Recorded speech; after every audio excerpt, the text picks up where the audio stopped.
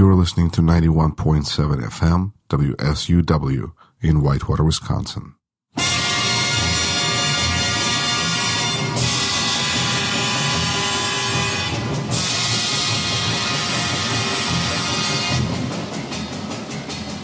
Let me spin you a tale.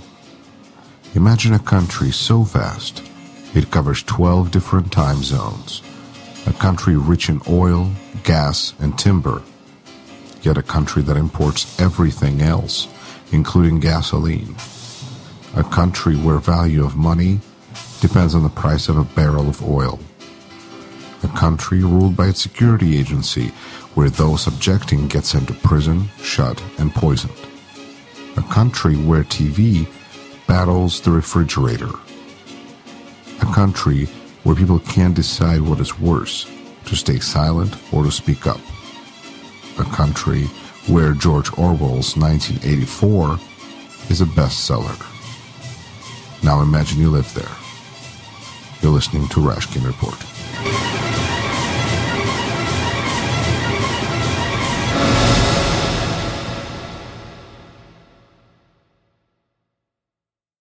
You're listening to 91.7 FM, The Edge, WSUW in Whitewater, Wisconsin.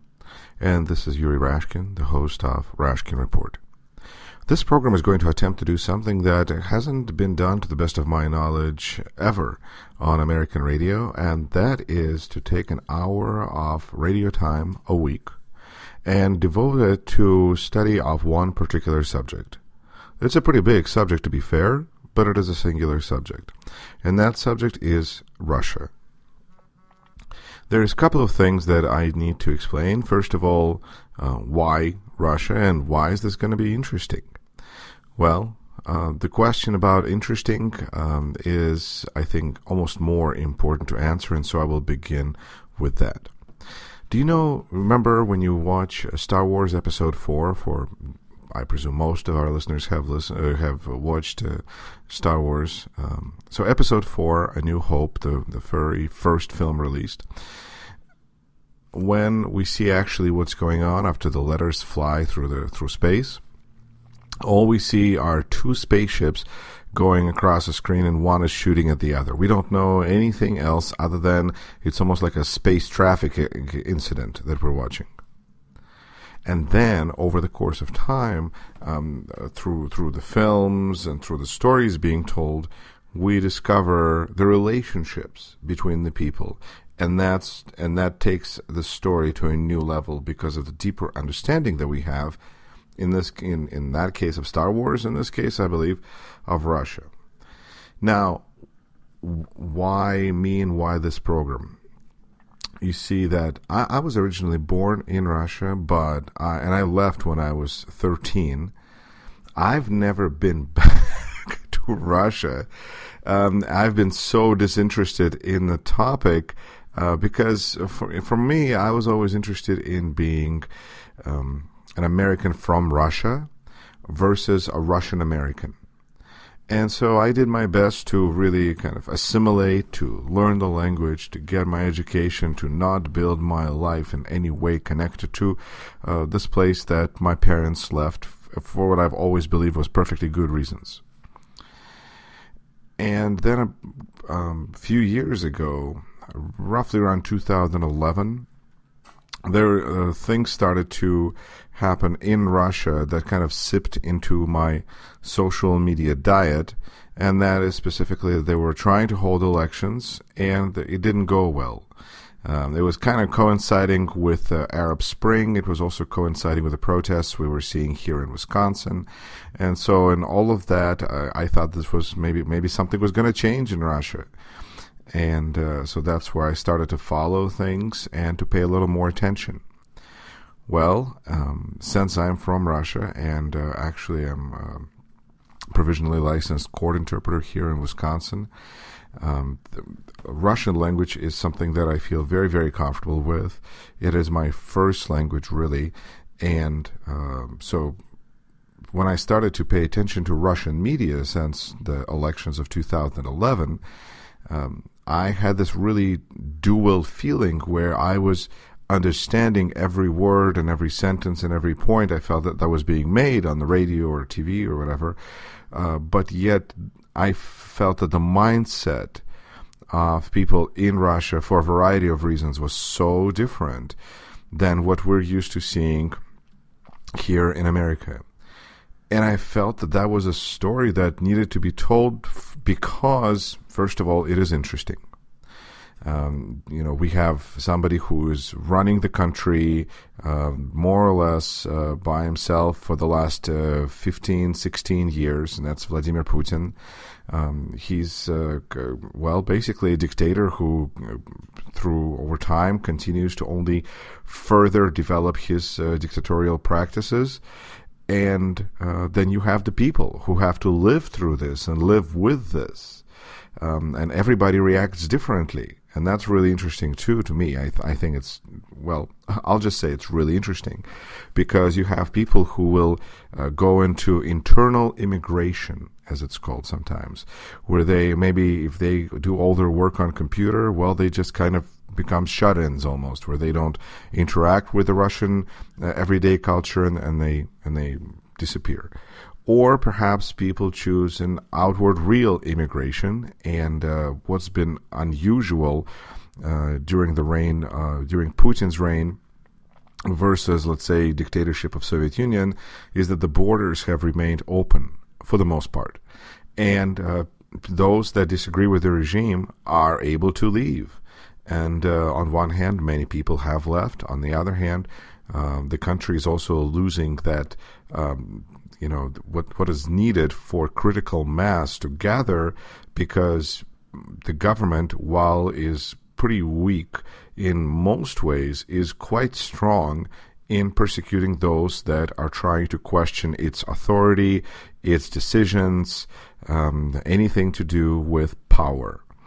And I think that beyond being an interesting story, it becomes an important story that needs to be shared. And because of my unique ability, I feel, of not only being bilingual and being able to speak comfortably in both English and Russian languages and converse with people, but also because of my media background and because of my political experience, albeit mostly with local government. I've served 2 terms on Janesville City Council, 2008 through 2012. I feel that I'm fairly uniquely qualified to bring this story to you, dear listeners. So here's what is going to be happening on this program on regular basis. My aim, my goal here is to reach out and to find some of the best news analysts and academics and human rights fighters and other people who can share the story of what's going on in Russia, both in short term, kind of look at the close picture of specific people who are being persecuted. What are their crimes? What kind of crimes people are being punished for? How are people responding to this? The level of fear that becomes pervasive in the society, and at the same time, look at the big picture, including how does all of this affect the United States? What should the United States do about the situation, if anything? And I think this will be an interesting discussions. I really look forward to bringing you the very best, and the only really qualifier here is that these good people need to be able to speak English, because that really is what takes the audience to a new level. In Russia right now, the media situation is such that there's very few outlets available for those that are interested in learning what's going on. Of course, the national news will hide any problems, and in fact, an interesting way of hiding the problems is to report about the international situation almost, more than about what's going on locally in the country. And therefore, Russian people may be very well aware and versed about what's going on in political struggle in France or Germany with all the parties that they have than they know about what's going on in the country where they live. So people they turn to when they look for information, they have really a handful of sources. One of these is a radio station in Moscow called Echo of Moscow, Echo Moskvy. They've been broadcasting for 25 years now, and even though they're trying to find some kind of a balance and maintain respectful position towards the government in general, that's the only radio station that I'm aware of, really, that is able to bring guests on the air that openly will disagree with Putin's regime. Okay, so there's one radio station. What else? Well, there's a TV channel. The TV channel used to be on TV, used to be on cable. And then they got kicked off the cable. They managed to do some fundraising thanks to the technology and probably some whatever money they had access to. But now TV channel Dozhd, also known as Rain, can be seen at, I'll look up the address, but if you Google Dozhd or Rain TV Russia, you will find that is one TV channel available for those that disagree with government's point of view. As I mentioned, that is TV channel, relatively speaking, it is an internet TV channel. Okay, all right. So what else do we have? Well, outside of that, there's a couple of other options, such as different internet channels and podcasts and independent journalists, such as Sotnik TV, that are able to criticize the government, but only within the internet format. And so the question, of course, then becomes: is to what extent is it realistic, fair to say that Russian people do not have access to the information because maybe truthful information or something disagreeable with the official, I feel like saying party line, good old Soviet times. But the only way to learn something, well, there's no options. There's just no way for people to find out. Well, many people in Russia have, if not most, have access to the internet. And, as they say, the truth is out there. Yet they either choose to ignore it or pretend that it doesn't exist. Or maybe they are just similar to some of the people we have in this country, where they perceive politics as something that is just negative. And you get involved, you get into trouble. Of course, different kinds of trouble that you get, maybe you get in the United States, but, still, actually worse, you get into Russian kind of trouble. So I can see where some people might say that that's somewhere between dangerous and allowing negativity in my life, and therefore I will not pay attention to this. Nonetheless, I feel that there's lots of interesting issues to this story, and I am very excited about this opportunity to share it with you. Huge thanks to everyone at WSUW The Edge in Whitewater, Wisconsin, for allowing this program to exist. And let's get started. You're listening to WSUW 91.7 FM, The Edge in Whitewater, Wisconsin. This is Yuri Rashkin with Rashkin Report.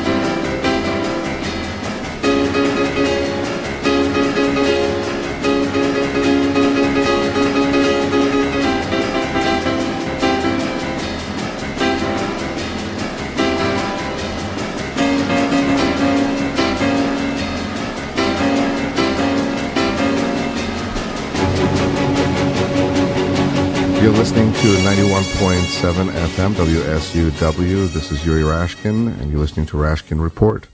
My next guest is all the way from Moscow, Russia, joining us by Skype, Yuri Dzhibladze. And Yuri is from the Center of Development of the Human Rights. Am I correct on that? Almost. Hello, Yuri, and Hello, how are you? the listeners. It's called the Center for the Development of Democracy and Human Rights. Center for the Development of Democracy and Human Rights. Isn't it such a universal concept? Isn't everybody for democracy? Oh, not quite so, I'm afraid. It is universal if we look at the key international documents signed and ratified by most of the governments of the world. But quite often, these words remain merely a declaration on paper, while in practice we see the increasing slide, or more than a slide, towards authoritarianism and even dictatorships. And one of the events that really caught my eye just in the last few days going on in Moscow happening, there was a celebration of the Constitution. And there was a number of people out celebrating, essentially, but it became it was a protest in effect, because Constitution does not seem to be really respected or held in high regard. In fact, there were people I read about who were holding just a copy of the Russian Constitution who were arrested. How does that work, Well, indeed.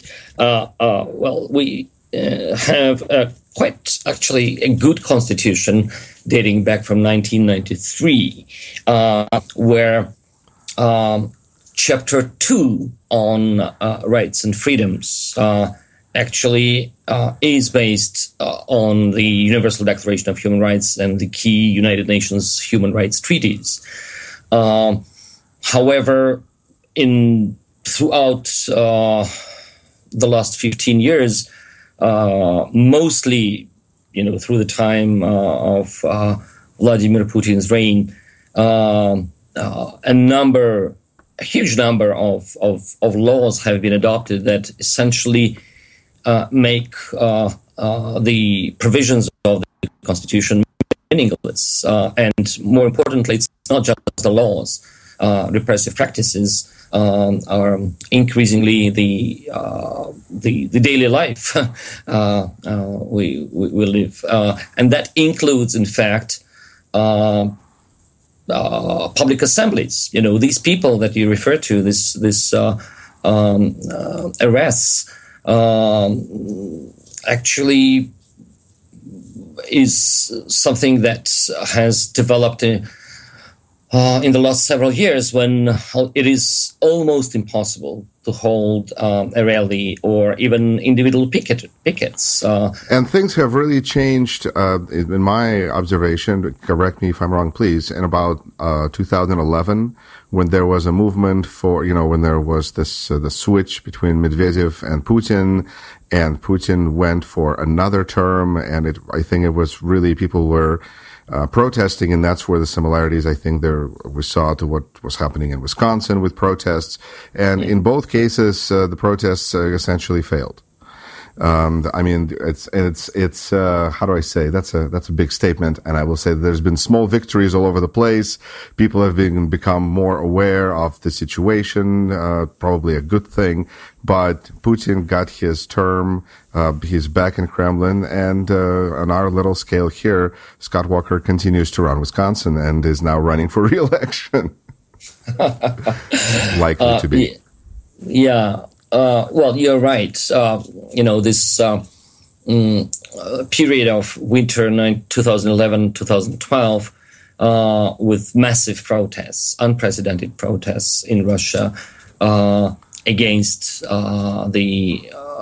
essentially the return of Vladimir Putin through fake elections. And also against massive corruption and simply, people felt deeply offended by the leaders essentially, telling them that now Medvedev and Putin will switch places, and this will, apparently continue forever. Here's your new leader. Hello, or hello, new old leader, right? Yeah. So the elections really didn't matter.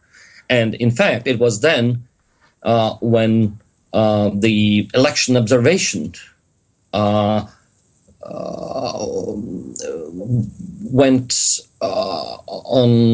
took place on unprecedented level. Dozens of thousands of average citizens actually registered as monitors or observers at election polls and documented massive fraud.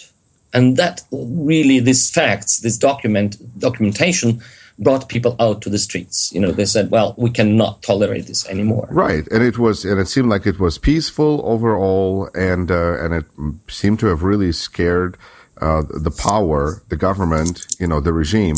But at the same time, it's been since that point, there's been a gradual tightening of the screws, as they say, where the amount of freedoms continues to go down. It's almost like if you don't win this battle, then you lost a lot, because now the other side has a chance to come back, and they have a lot of this everyday control that is so crushing and oppressive. True. Clearly, Putin and his associates took these protests very seriously. They judged that Medvedev's limited liberalization, which in fact wasn't really a real liberalization, just mostly declarations, or just maybe a little less air to breathe, as we said at that time. Right. It sounds like with Medvedev there were declarations there were beginnings of some potentially good things that were starting, but it was too early to really see the results. And then Putin came back and just took the whole thing apart again. Yeah, and essentially crushed, civil society, independent media. Not that we had, it all free and functioning without hindrance, but it was there. And since essentially May 2012, when Putin was inaugurated, and actually his inauguration day was marked by the brutal crush of a major demonstration on Bolotnaya Square in downtown Moscow. This was quite a symbolic return, which ended the era of peaceful protests. So since then, many dozens of extremely repressive laws have been adopted and repressive practices put in place, which, as I said, have essentially destroyed civil society, independent media, and are now encroaching on online freedoms in the internet. Not speaking of essentially non-existent independent judiciary, right, and absent elections. Right. And I think we will get to that point. And with the amount of freedom that I think, you were referring to, that there was freedom to do certain things and now there's less freedom. It's amazing to me to see how the amount of freedom gradually but constantly diminishes, and how people go, well, this is still okay. This is still okay. Well, it's not so good. It's still okay. Is it still okay? No, I think we are beyond the point when we could say it is still okay. It's it reminds me of this famous fable of a frog put in a water that is slowly heating up and essentially starts boiling. You don't notice the moment when it's not okay anymore, but if you look at the last 3 years since the return of Putin to the Kremlin, it is, fear and self-censorship have developed to such extent that people start to be afraid of talking openly, like back in the Soviet times. And we see massive emigration. Many people have had to flee the country out of grounded fear of arrest and persecution. And we do have, indeed, political prisoners, activists, both opposition and civil society, independent journalists, people who simply, put something on their Facebook page, or even, put a like on yes, something that the government I see my relatives extremist. now posting things, and they will say, they will post the link to a video, and they'll just write song, or they will, just write poem, because it's just, you want to be more and more careful. And like you said, self-censorship. On that note, I want to make sure to reset that you're listening to WSUW in Whitewater, Wisconsin, 91.7 FM, The Edge. This is Yuri Rashkin, and you're listening to the Rashkin Report, where we discuss the situation in today's Russia from historical, cultural, and every other point of view we can find. Today's guest, I'm very excited that my today's guest is Yuri Dzhibladze from the Center for the Development of Democracy and Human Rights. And we are speaking a little bit about the bigger picture and a little bit about the small details of what it's like to live in this interesting place called Russia. So. Yes, indeed. It is quite an interesting time, but it is also increasingly dangerous time. We just have spoken about the growing emigration and people fleeing the country out of fear of arrest. And, once you get arrested, there are very low chances that you can get acquittal. Because the whole system is so interconnected, the mere fact that there is a criminal case started against you means that the system is ready for you. Absolutely. The percentage of acquittals is 1,000% or something like that. And that's what's so interesting to me, because the whole system seems to be built on the idea that you can't take a single step back, that showing any sort of weakness to people means that the next is going to be who knows what for the government. But yet they really do break from time to time, because there was this case of a lady who is a mother of many, many children who notified Ukrainian embassy that there were troops that could be Russian troops that were headed to Ukraine, and she was arrested and she was let go because there was an outcry. Indeed. Her name is Svetlana Davidova. A housewife, not a political activist, not a civic activist, just, a housewife in a provincial small town. It is quite an exceptional case. It was a big victory that, she was let go, and the case against her was dropped. But it is an exception. It is an exception. Just yesterday. But that does to you. That someone else was convicted for 12 years for high treason. And we have such cases. Dozens of such cases. From so the one time where the system steps back, you don't perceive that as a weakness. That now we can start pushing forward. It just means like that was one particular amazing story, and that's it. We try, of course, to learn lessons, to see what works, and employ the different tools, and both from domestic legal system and international tools. And there are brave Russian attorneys too. Absolutely. But just a few months ago, I'm afraid that to any kind of a small sign of a positive development or a window of opportunity, we have to say "but" every time, because there are so many negative developments that they by far outweigh any small positive steps. Just a few months ago, in late summer last year, the Russian parliament adopted a new law that allows it not to implement decisions of the European Court for Human Rights, which for many years has been, the ultimate opportunity for justice for Russian citizens, which they couldn't find in domestic courts. That's a very interesting. That's a very interesting point, because, as you're saying, the Russians have now acknowledged that their law exceeds international law, supersedes, and it is beyond and over all international treaties. In direct contradiction to the Constitution, which says the contrary. Right. In fact. So we have, yet another example when... So if there was a court... Any law, directly contradicts the Constitution. Okay. So that's an interesting point to just put aside, to put a little on the shelf here, that we have laws that do not match the Constitution and contradict Constitution in many, many cases. At the same time, there is the situation with anniversary of Boris Nemtsov's assassination in front of Kremlin at the end of February last year.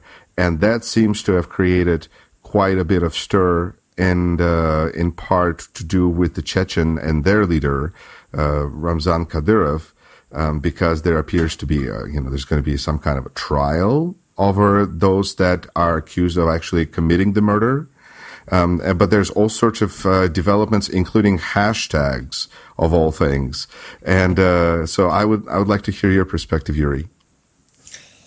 Well, indeed, the 27th of November will be the anniversary of February, yes, of murder of Boris Nemtsov, a leader of the Russian democratic opposition, and a former deputy prime minister of Russia, in fact, importantly, not to forget, in the end of the 90s, in the Yeltsin times. And a real seemed like a glue kind of a person for the opposition. Indeed, he was a very special person, very charismatic, and brave. Unlike many others who unfortunately fight with other opposition leaders or fled the country, Boris was a very unique kind of a person, able to bring together different people, and unlike many others, continued to defy the pressure of coming from the Kremlin. He issued very powerful and influential reports on Putin and his system, on Putinism, essentially. Putin and war was his latest report on the war in Ukraine. Corruption, Putin's corruption, etc. So it was a major irritant for the Kremlin. I think report is a kind of a generic word, as is the case with maybe the name of this program. But in the case of Nemtsov's reports, what they were, as I understand it, they were assembled from all the information that was openly available, but it was the amount of it all pulled together and assembled together. That's what was, I think, made it, as I understood it, made it so powerful. All of these, indeed, and they were also written, in a sort of language easily understood by an average person. Okay. It was not something scientific, legalistic, let's put it this way. So, in the time of a major control over the media and the internet, Nemtsov himself personally and his colleagues, went out to the streets to distribute these brochures. And, many people were simply shocked by the truth revealed in these publications. Right. And I think that at some point it will be important to focus on his legacy and all the things that he was trying to accomplish and the way that he was operating.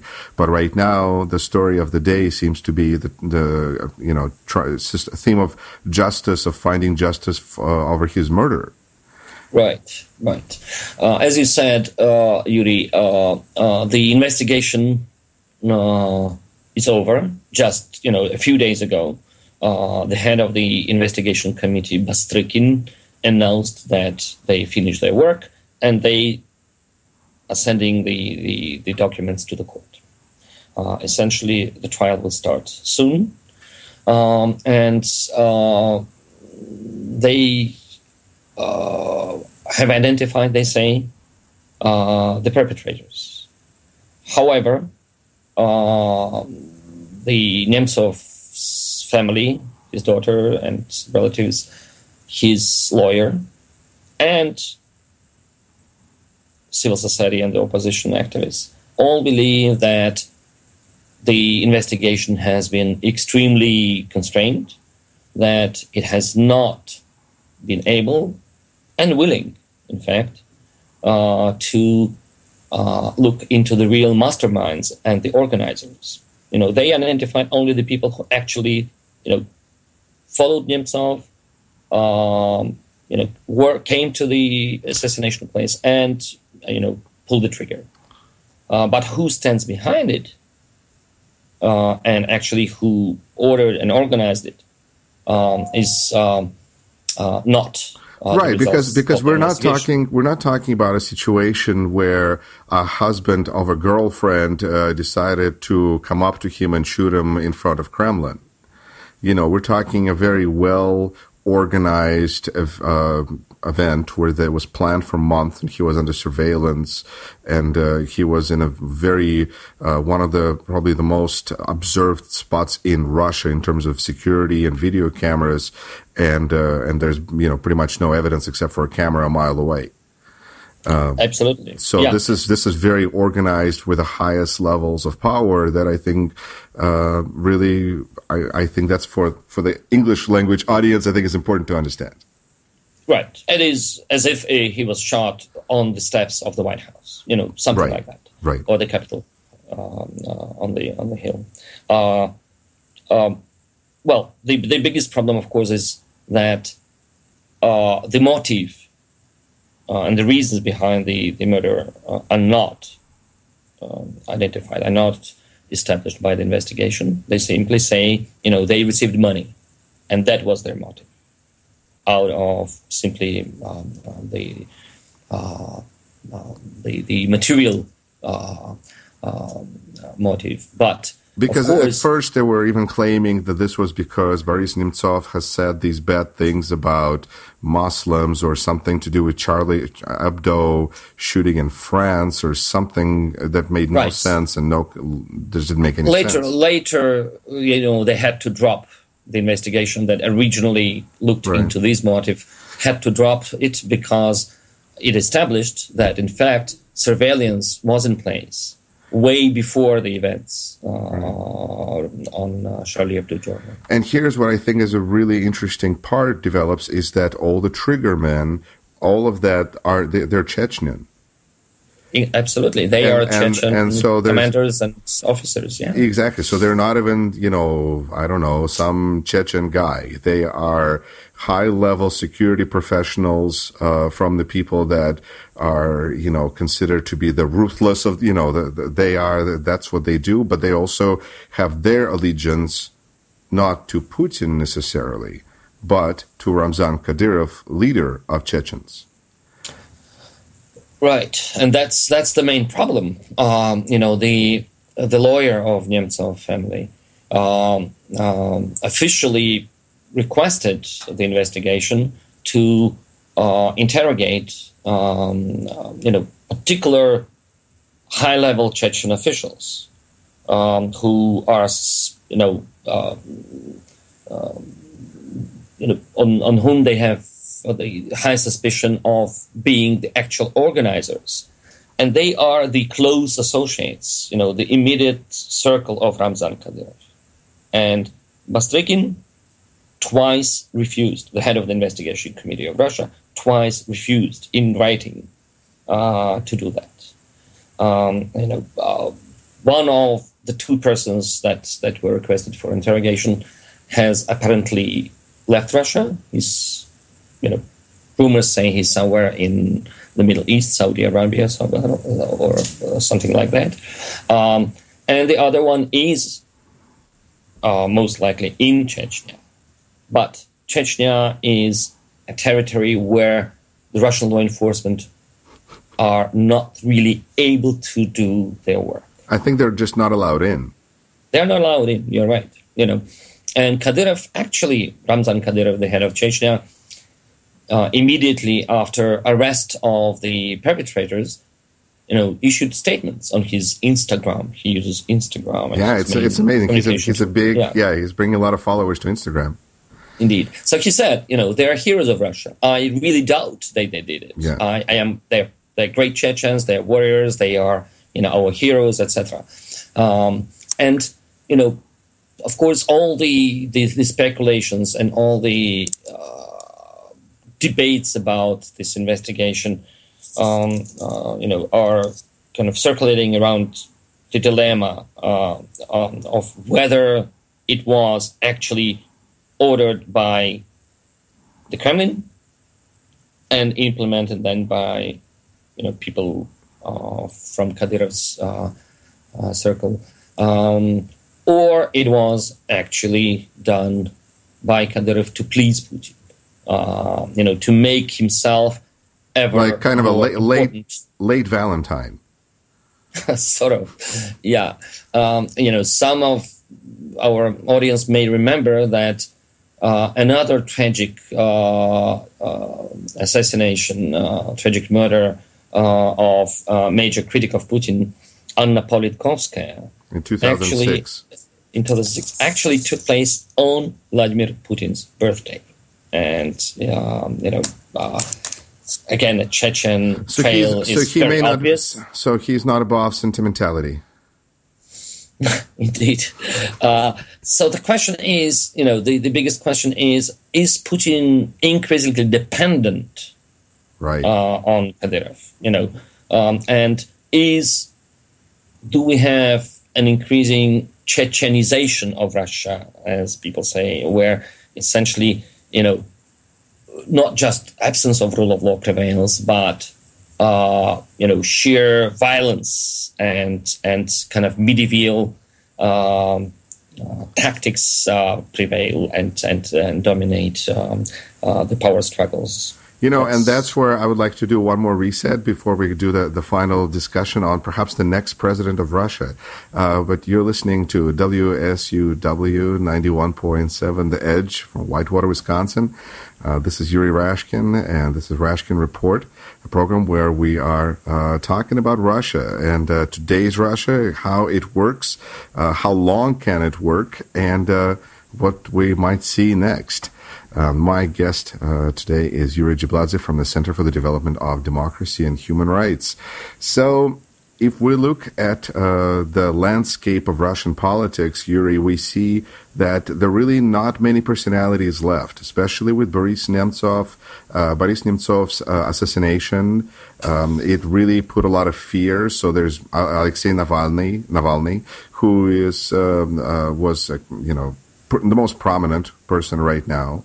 But it seems like his life is in jeopardy on a daily basis just because he exists and he, whatever. But the other person is, of course, Ramzan Kadyrov, leader of the Chechens.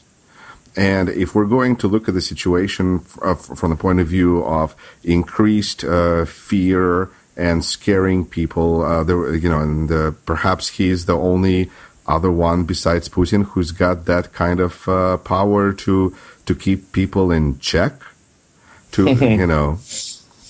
Well, that's the message he conveys and makes it very, very clear. Just a few days ago, we have been all shaken by Kadyrov lashing out at the opposition and the critics of Putin by calling them traitors, by using the language dating back to the Stalin repression times, saying that they all, deserve the harshest treatment, and actually naming quite a few people as the enemies of Putin and enemies of Russia that have to be crushed, including Navalny that you just referred to, but also Mikhail Khodorkovsky, a number of other politicians, independent journalists like Alexei Venediktov of Echo Moskvy, the only relatively independent radio station, or Viktor Shenderovich, a famous political satire author. Right. Although it sounds like maybe these were read from a list, because I understand that some of the names were badly mispronounced, like Shenderovich was Shenderovich or something like that, where they just didn't know who they were talking about, but here's the list, go ahead and read it. True. But then, it was not an isolated event. Then, after an outcry by, a few remaining voices of the opposition and critics of the government in the internet and the remaining small pockets of independent media, Kadyrov's statement was reinforced by his lieutenants, by the speaker of what they call the Chechen parliament and some others who used even stronger language of essentially, we don't care about the law, we'll go after them and get them. Whoever criticizes Putin actually has to be destroyed. And finally, a major rally took place yesterday on Friday in Grozny, the capital of Chechnya, where thousands of people, they claim 1 million, but this is a joke, of course, because all the population of Chechnya is 1.3 million, including, small kids and the elderly and all that. But still, a lot of people who were forced there. But what did they all? So they all came out supposedly against liberal media? Yeah, they were carrying all these banners, using very harsh language with particular names of Ilya Yashin or Alexei Navalny or Khodorkovsky and others, reminiscent of the gatherings of the working collectives in the Soviet times in the 1930s when they condemned the Trotskys or the followers of Bukharin, the enemies of Stalin, or the but they were basically giving me signs because how many people in Chechnya have internet, and yet so many of these signs were having hashtag as part of the sign because Kadyrov is big on internet or on Instagram, and so they were hashtagging everything. I mean, it is ironic. It is ironic, but why is this? What has been the Kremlin's reaction? I think is the reasonable question. Well, it has been muted on the one hand, and this makes one wonder whether it actually was organized on the Kremlin's order. Probably not, because this kind of activism by Kadyrov seems to make Putin rather uncomfortable. There was only one official comment by the spokesperson of the Kremlin, Dmitry Peskov, who essentially protected Kadyrov from criticism. He said, he didn't say anything outrageous. He was speaking about people who act outside of the law. Of course, they are, have to be dealt with if they, violate the law, something like that. Of course, Kadyrov meant any critic, and actually his, right-hand lieutenant, certain Daudov, the head of the parliament, said, with the force of law or no law, we don't care, we will crush them. So they make it very clear that. So and then there was no major coverage on the Russian central media, which is notorious for its, massive propaganda in the last several years after the outbreak of the war in Ukraine. And the Russia's invasion in Crimea and the east of Ukraine. So, but here they were rather muted. And it looks like Kadyrov really makes himself or tries to make himself indispensable to Putin and makes Putin more and more dependent on him. And as you are there, what do you think are the chances of Ramzan Kadyrov being the next leader of Russia? Well, I would say not very high because the system built by Vladimir Putin is based on the leading role of the FSB and the Federal Security Service, the successor to the KGB, and other law enforcement agencies, the prosecutors, the police, the Ministry of the Interior, and so on, and his buddies, his immediate circle of his personal friends who have become enriched tremendously through corruption and by essentially major pieces of the Russian wealth simply given to them.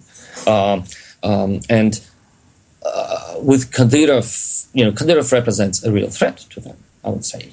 And we know that there is quite a strong anxiety and more than that among the law enforcement people in Moscow about this increasing strong voice of Kadyrov.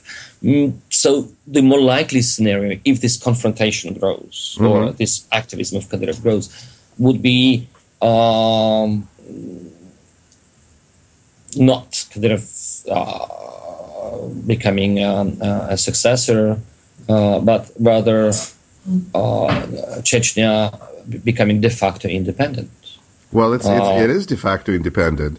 I mean, Yes, but it heavily relies on the federal subsidies. Oh, you mean so it becomes of the budget of the Chechnya budget is subsidies coming from Moscow.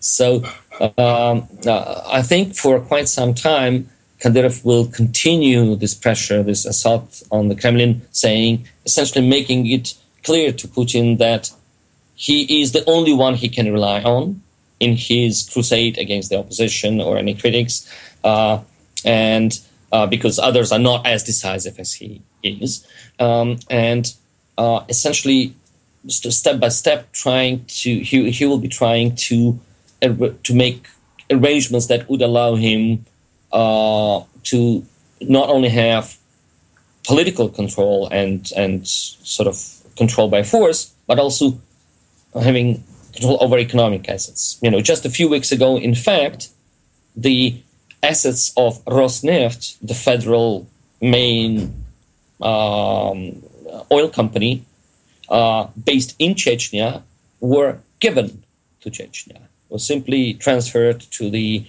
ownership of the Chechen Republic. Well, so he's already making the steps. Right. But isn't that that's exactly what I'm seeing? It sounds like he is just consolidating control of everything that, because so many of these, small republics have national resources being pumped out of them, and then the money is distributed by Moscow. Well, he wants to take some of that control back. And, so you're thinking that he's preparing for his ship to sail? Possibly. Well, he probably has larger ambitions, and more importantly, there is, no one in Russia would dare to have, or able rather, to have a long-term vision of what will happen in the next several years. The situation is developing in such an unpredictable fashion, with Putin and his people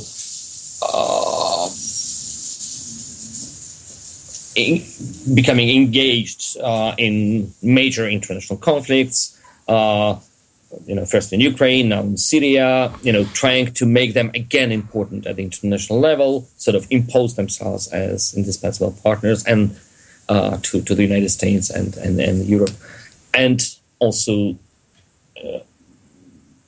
force them to drop the sanctions, because they are now partners against terrorism. But essentially, things are so unpredictable, and the economic situation at the same time is deteriorating so quickly that, and finally, people are subjected to such an enormous propaganda that distorts the reality to such an extent that people are completely disoriented. And on top of that, the Kremlin does not have any long-term strategy, any clear picture of either economic or political or international development. Essentially, it is all rather chaotic efforts to mitigate the growing economic decline and the potential protests. They are fearing these protests to such an extent that they are, finding every possible way, be it a war, be it a propaganda, describing enemies all over Russia and outside Russia, surrounding Russia, etc., to divert public attention from the crumbling infrastructure, from the crumbling currency, Russian ruble, which has dropped more than 100% really in the last year. Yeah, because it was what, 36, 37? Yeah, around that. Now it's around 80. Right. Yeah, and so that makes the future extremely unpredictable. So I would say they have such a short horizon of thinking ahead. Essentially, the Kremlin, and with the Kremlin, unfortunately, the whole country living in this virtual reality created by the propaganda. So the Kremlin is focused entirely and exclusively on sticking to the power and continuing to pocket, the remaining pieces of the wealth, and avoiding potential, responsibility for whatever crimes, they committed. Including, the MH17 plane crash in eastern Ukraine, the Malaysian-Dutch plane, or the more recent documentation, evidence of the Kremlin direct involvement in the murder of Alexander Litvinenko in London. A former KGB agent who ran away and was found out, apparently, and that's an interesting story, because I guess the worst in KGB is, they say, for the whistleblowers, and so he got the worst. Yeah. Yuri, thank you so much. Is there anything that you would like to make sure that we could get the word out or address, or anything you're working on before we wrap this up for today? Well, I don't know. It is important to understand, I think, to make our the picture we're talking about a little more complete, it is important to understand that Russia has been living in the situation of a war since essentially early 2014, and that makes a whole lot of difference. If before that, any critics of the government, including human rights groups or independent journalists, were branded foreign agents or marionettes of the West or whatever. Now, with the beginning of the war in Ukraine and now in Syria, and it's a non-ending, perpetual state of war, so to speak. Any critical voice is referred to as traitors. And it's not so much about the repressive laws, being interpreted and fought in courts and so on, but rather direct physical threat, because, you deal with traitors in different ways. And the potential list of people and groups volunteering to help the Kremlin and actually running ahead of the Kremlin, as we say, to attack any critics. Running ahead of the train. Yeah, indeed. Right. Is quite huge. All sorts of self-proclaimed patriots, including the Orthodox, true Orthodox activists, Cossacks, but most dangerously probably Ramzan Kadyrov and his people. Right. So the list of these names, we should take it very seriously. If you look at the list of the victims from among Putin's critics in the last 10 or 15 years, it is huge. It is really huge. It's not only Nemtsov and Politkovskaya that we just referred to, but Alexander Litvinenko, but many, many, many others, and most of or all of these murders and assassinations have not been properly investigated. So we should take these threats coming from Kadyrov and not refuted by the Kremlin very seriously. Well, Yuri Dzhibladze from the Center for the Development of Democracy and Human Rights, thank you so much for this conversation, and I look forward to continuing it, and hopefully, I think there could be some good news here somewhere. I hope so too, Yuri. Thanks. Good to talk to you. Good to talk to you. Bye-bye. Thank you.